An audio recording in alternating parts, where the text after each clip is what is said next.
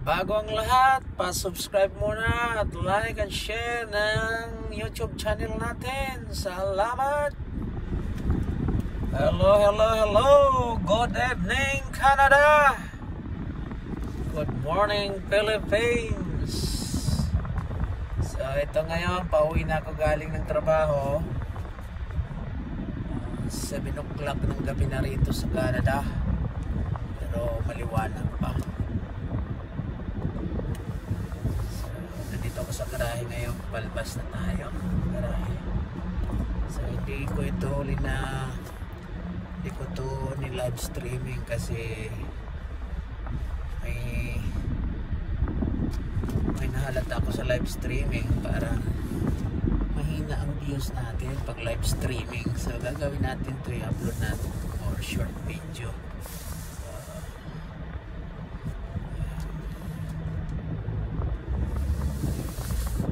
Kumusta po kayo dyan sa Pilipinas? Sana ay okay lang kayo. Dito sa Canada, ang iyong lingkod, okay naman. So, okay naman. Wala namang problema. Problema lang kung walang bigas. Joke lang. Ayan, di ba? Napakainit pa.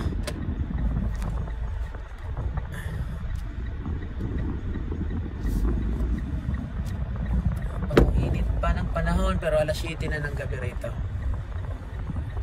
Gabi daw pero may araw pa.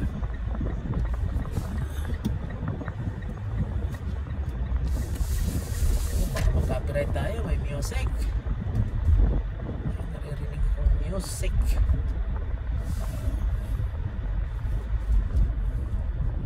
So, kumusta kayo? Busy ba ang lahat? Sa panonood sa paglilitis kay Vice President sa impeachment, kung anong kalalabasan, kung matutuloy ba o hindi.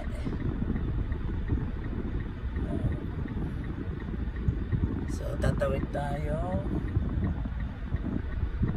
mag-right turn tayo, marami pang sasakyan na dumadaan.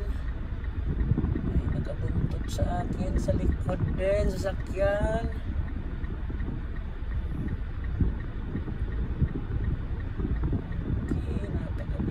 Sasakyan.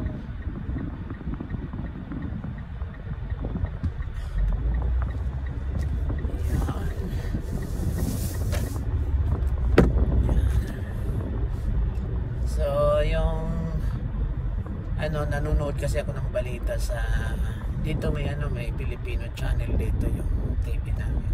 So, may TV Patrol, may nanonood kasi ako ng balita sa atin. Kahit nandito na ako sa Canada. So, nanonood ako ng balita patungkol dun sa impeachment ni Sara Duterte. Hindi na malaman kung sino ang mga nagsasabi ng totoo, kung tama ba yung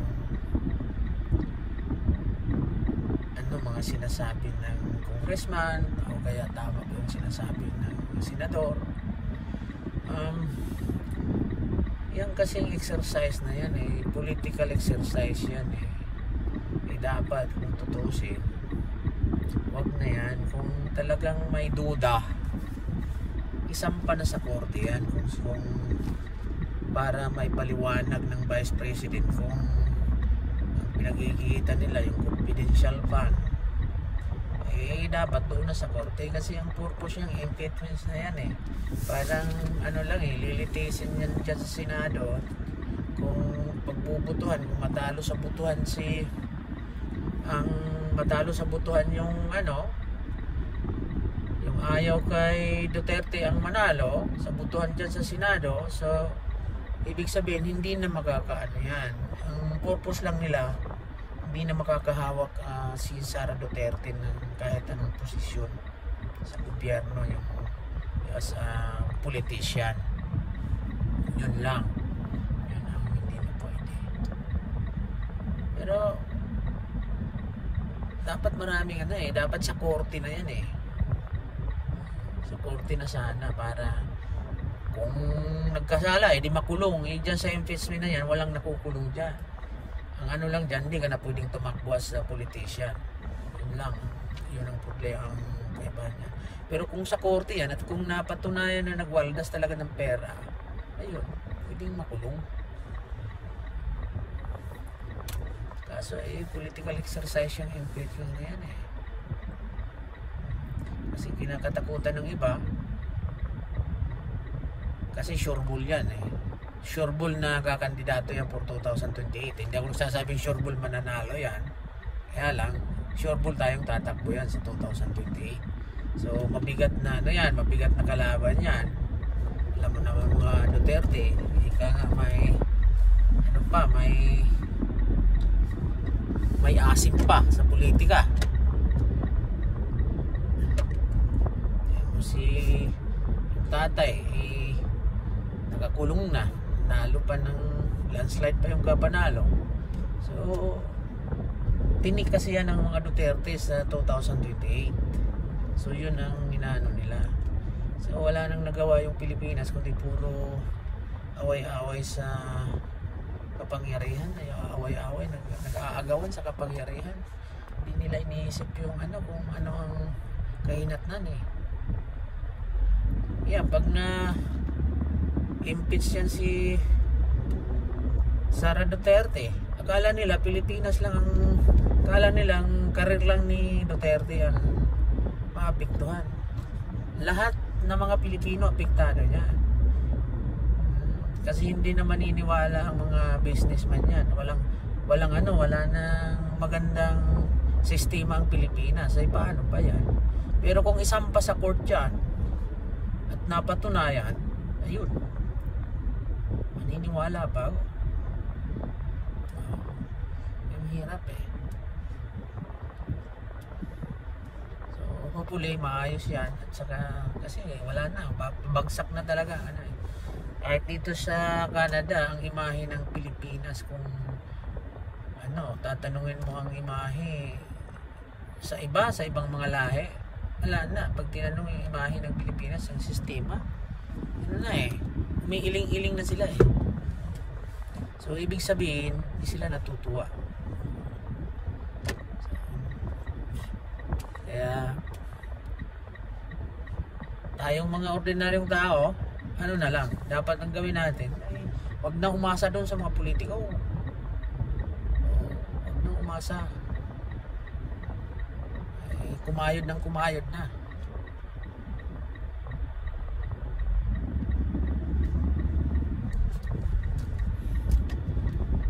Pag-init pa talaga. Alas 7:10 na, napaka-init pa ng araw.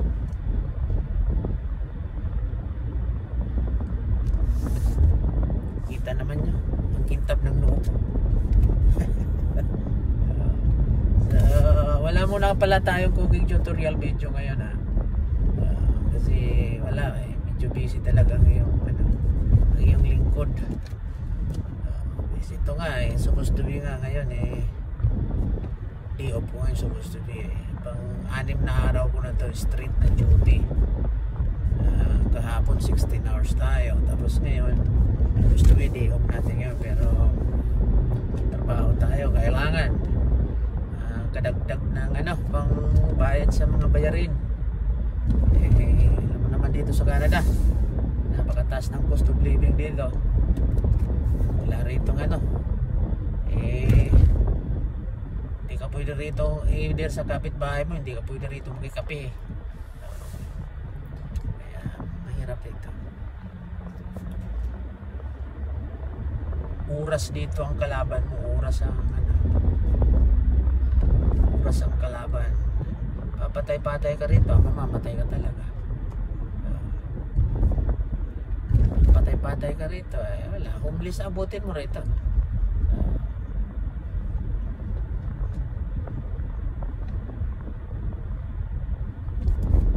Sa Pilipinas iba naman sa Pilipinas easy ko lagi naman sa Pilipinas. Diyan sa atin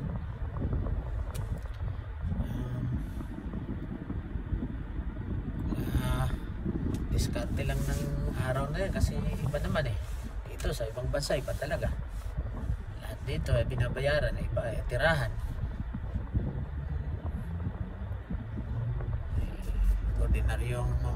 Ordinaryong tao lang naman tayo. Wala naman tayong sariling bahay at lupa gaya ng Pilipinas.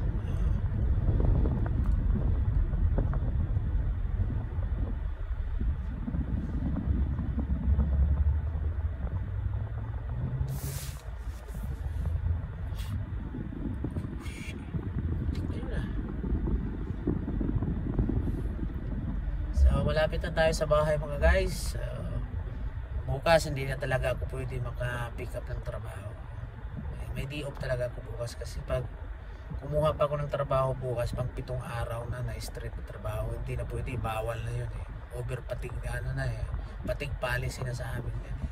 Hindi ka na pwedeng pick up ng trabaho. Pwede yung like it or not na trabaho ka. Hindi ka na pwede pang 7 na bukas eh. So hindi na ako pwede mag-pick up ng overtime. Kaya pahinga tayo bukas. Hindi pa natin alam kung saan tayo magliliwaliw bukas. So dito na ako, papasok na ako mga guys sa compound. Yes.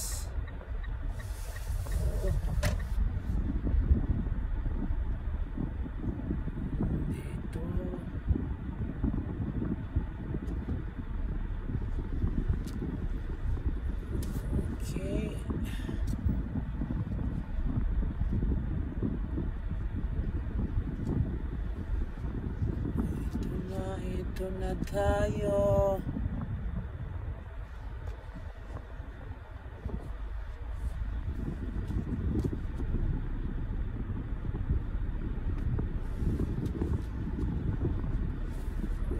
Okay.